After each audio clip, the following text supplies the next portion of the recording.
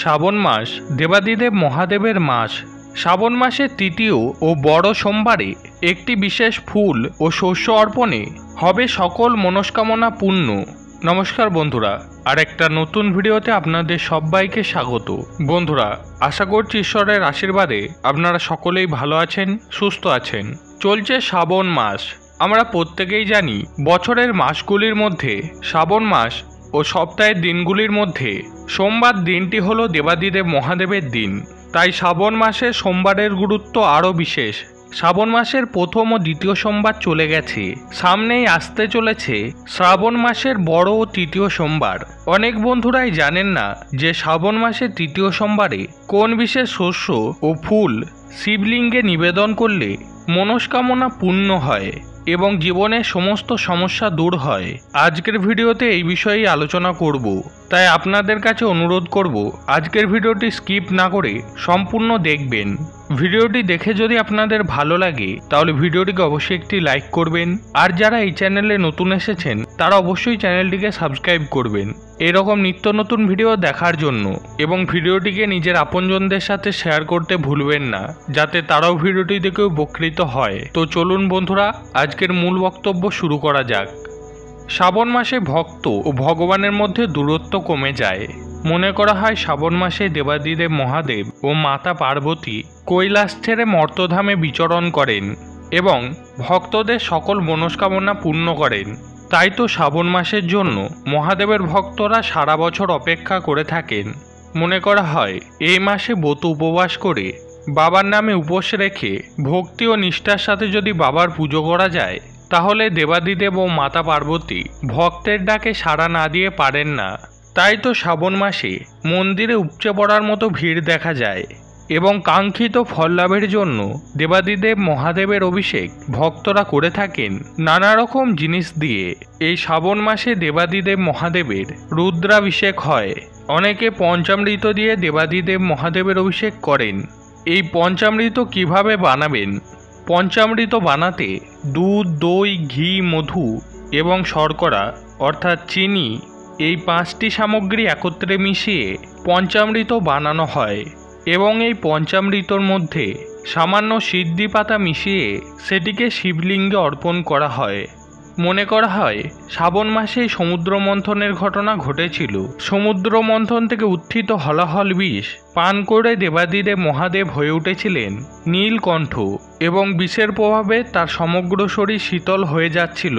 তাই বিষের প্রভাব থেকে দেবাদিদেব মহাদেবকে মুক্ত করার জন্য মহাদেবের মাথায় জল ঢালা হচ্ছিল বেলপাতা সহযোগে। তাই শ্রাবণ মাসে শিবলিঙ্গের মাথায় গঙ্গা জল ঢালা অত্যন্ত ভালো। যদি আপনারা পঞ্চামৃত বানিয়ে শ্রাবণ মাসে যে কোনো সোমবার শিবলিঙ্গের মাথায় অর্পণ করতে পারেন তাহলে অত্যন্ত শুভ ফল পাবেন।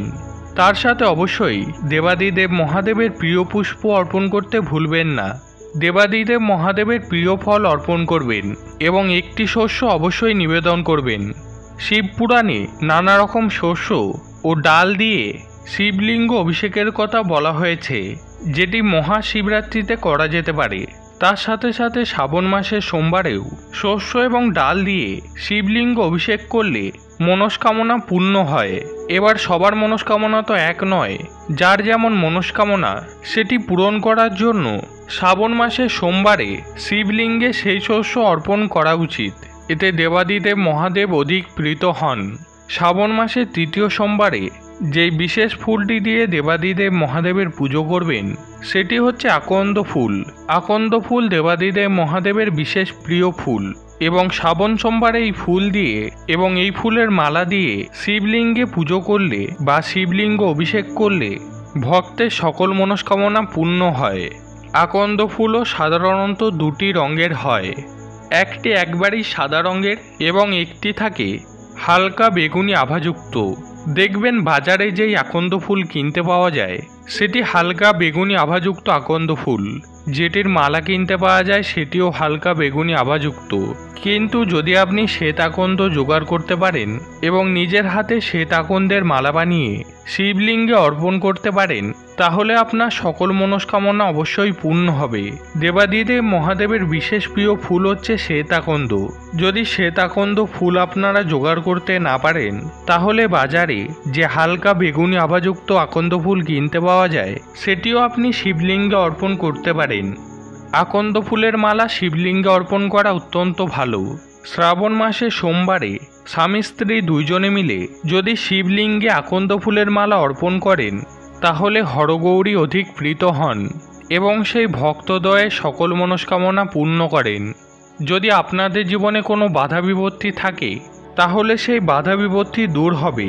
রোগ মুক্তির জন্য শিবলিঙ্গে সাদা আকন্দের মালা অর্পণ করা উচিত। বলা হয় শ্বেত আকন্দ ফুলের গাছে গণেশ ঠাকুরের বাস হয়। এই শ্বেত আকন্দের গাছও বাড়িতে লাগানো অত্যন্ত শুভ।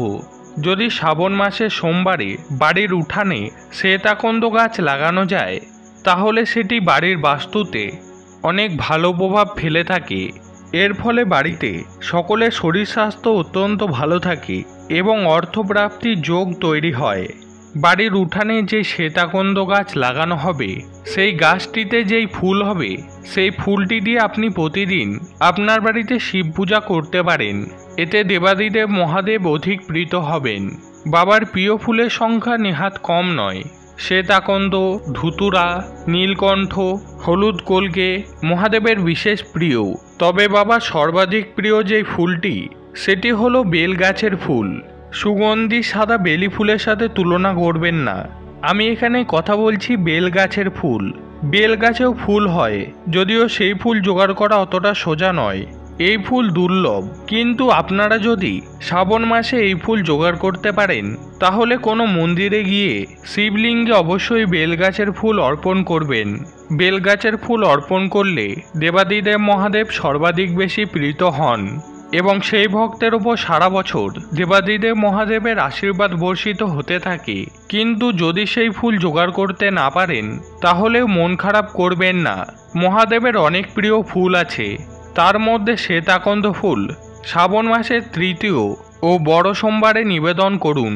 এতে আপনার মনস্কামনা অবশ্যই পূর্ণ হবেই। এবার আসবো শস্যের ব্যাপারে। শ্রাবণ মাসের তৃতীয় ও বড় সোমবারে শিবলিঙ্গে অর্পণ করুন কালো তিল। পূজা অর্চনায় তিলের বিশেষ মাহাত্ম্য স্বীকৃত। শ্রাবণ মাসে শিবকে কালো তিল অর্পণ করলে অথবা জলে তিল দিয়ে শিবের অভিষেক করলে খারাপ সময় কাটিয়ে উঠতে পারবেন। শাস্ত্রমতে মহাদেবের প্রিয় মাস শ্রাবণ মাসে মহাদেবকে কালো তিল অর্পণ করলে সমস্ত কলহ ও বিবাদ দূর হয়। এতে মানসিক ও শারীরিক স্বাস্থ্যের উন্নতি ঘটে। যদি কেউ দীর্ঘদিন ধরে অসুস্থতায় ভুগছে এবং রোগের পেছনে প্রচুর অর্থ নাশ হচ্ছে, তাহলে অবিলম্বে তাকে দিয়ে শ্রাবণ মাসের যে কোনো সোমবারে শিবলিঙ্গে কালো তিল অর্পণ করান।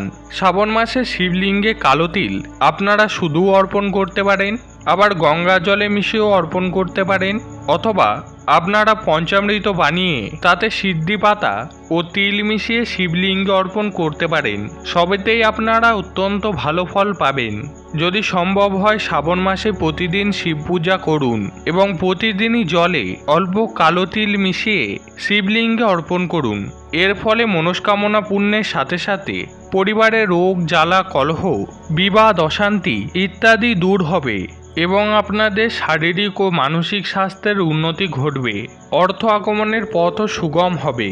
তাই বন্ধুরা, শ্রাবণ মাসের তৃতীয় বড় সোমবারে শিবলিঙ্গে বেলপাতার সাথে সাথে শ্বেতাকন্দ ফুল ও শ্বেতাকন্দ ফুলের মালা এবং কালো তিল অর্পণ করতে ভুলবেন না। এর ফলে সকল মনস্কামনা পূর্ণ হবে এবং আপনার জীবনে যাবতীয় সমস্যার সমাধান হবে।